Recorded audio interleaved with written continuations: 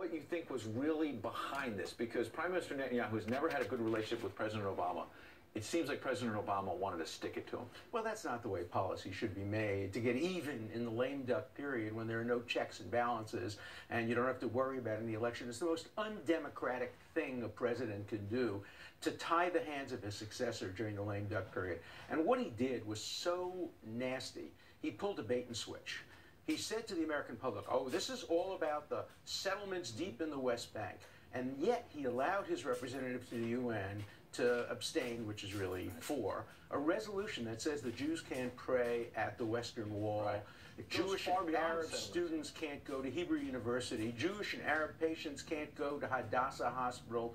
Jews can't live in the Jewish quarter where they've lived for thousands of years. And he's going to say, whoops, I didn't mean that. Well, read the resolution. You're a lawyer. You went to Harvard Law School.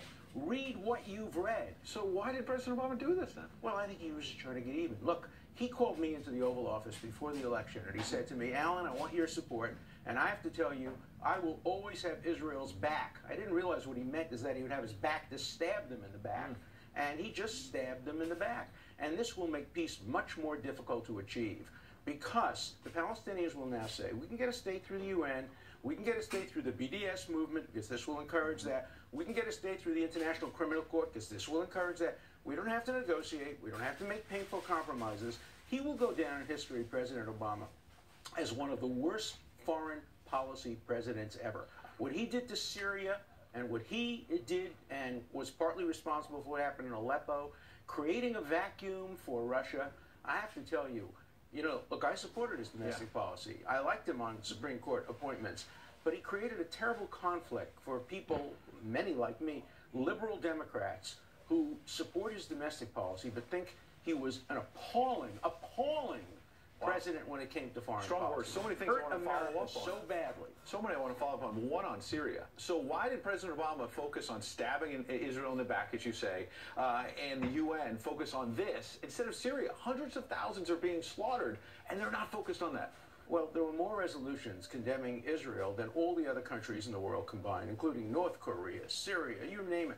China, look at the people who voted for this resolution. China, which has been occupying Tibet. Russia, which has been occupying the Ukraine and Königsberg. New Zealand, which is basically a colonial country established by settlers coming in, killing the Maoris, expelling them, ethnic cleansing, and creating their own country. What hypocrisy. So take your crystal ball out, and let's try to get something positive out of this, which is Israeli-Palestinian peace.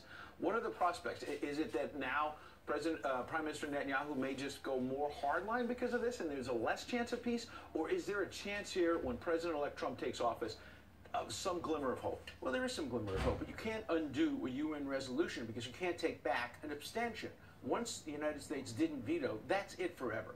So the president has deliberately tied the hands of his successor.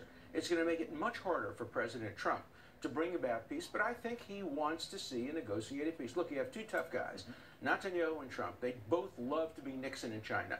They both love to be the guys who made peace and did it on Israel's terms, with good security, protecting Israel. So I'm always an optimist. In Israel, a pessimist is one who says things are so bad they can't get any worse. An optimist is one who says, yes, they can.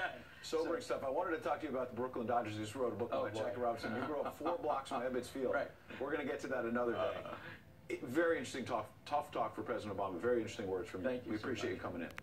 Should professors be armed on campus?